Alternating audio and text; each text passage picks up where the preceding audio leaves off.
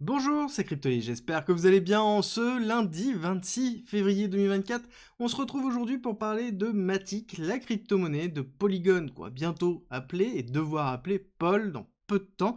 Je vous explique ça dans quelques instants. Comme d'habitude, on va découper cette vidéo en deux parties. Une partie fondamentale, on va revenir sur ce qu'est Matic, sur ce qu'est Polygon, l'actualité qui est assez folle en ce moment, on va revenir dessus.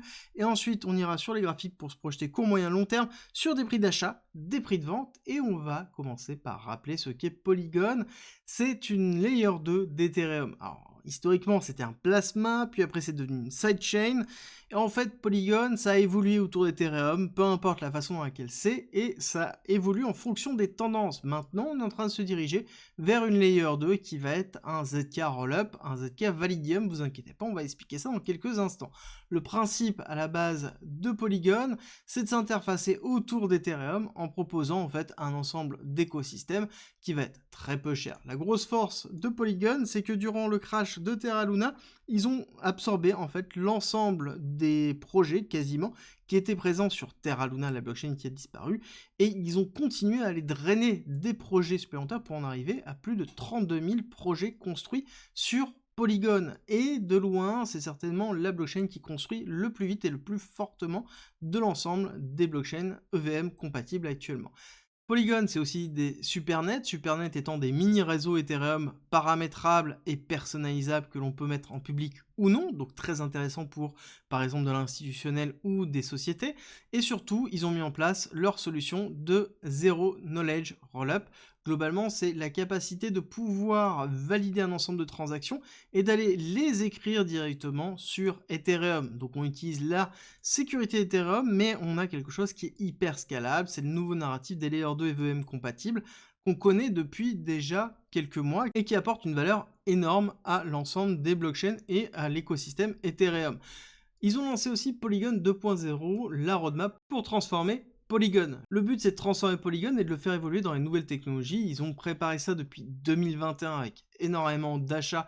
Ils ont acheté beaucoup de sociétés spécialisées dans le ZK Knowledge, donc une technologie qui va leur permettre de pouvoir lancer leur Polygon 2.0, qui va passer par la mise en place de leur ZK EVM Validium, qui permet de valider directement tout ce qui se trouve sur Polygon sur Ethereum et de créer l'écosystème Polygon 2.0 dans lequel le token Matic a un rôle très important. Bon, il ne sera plus appelé Matic mais plutôt Paul. C'est quelque chose qui est en train de se mettre en place, vous inquiétez pas, on le couvrira quand il y aura vraiment besoin de le faire. Et ensuite, on a ici cette notion de CDC qui a été lancée, CDK Chain, qui est en fait le kit de développement pour construire des blockchains. Comme on le voit, en fait, c'est globalement des mini-polygones qui sont construits hautement paramétrables et interfacés avec une couche d'interopérabilité pour être traités par Ethereum. Et le tout sera leveragé par le Pol, par le Matic, et d'où l'intérêt.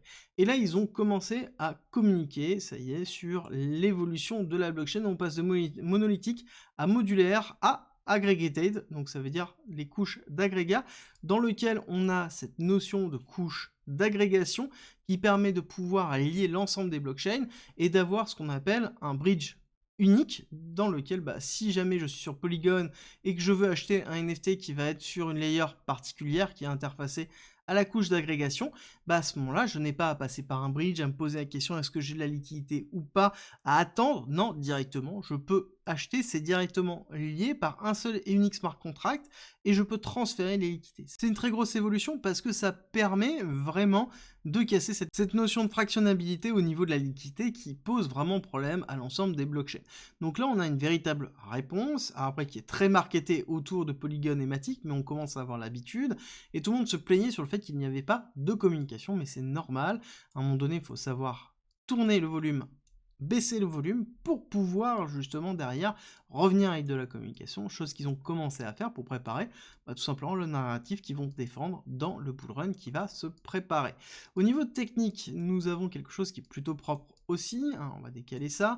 On a donc un Matic Polygon qui est un petit peu au-dessus de 10 milliards, on va en parler un petit peu plus tard, mais ce qui est intéressant de voir, c'est qu'on a bien fait une phase de réaccumulation que l'on connaît très bien, distribution, accumulation, et donc là on est dans une fin d'accumulation Wickofienne sur cette partie basse, dans lequel nous avons ici un retravail très important des 1$, et justement, nous avons Matic et Polygon, dans lequel on avait fait une grosse accélération sur 2023, février 2023, avec avant octobre 2022. On a quelque chose qui a été très fort sur 2022 et 2023, dans lequel on a eu une grosse respiration avec en même temps une pression baissière qui était assez forte, et on retourne sur une augmentation du volume avec un marketing qui est relativement présent.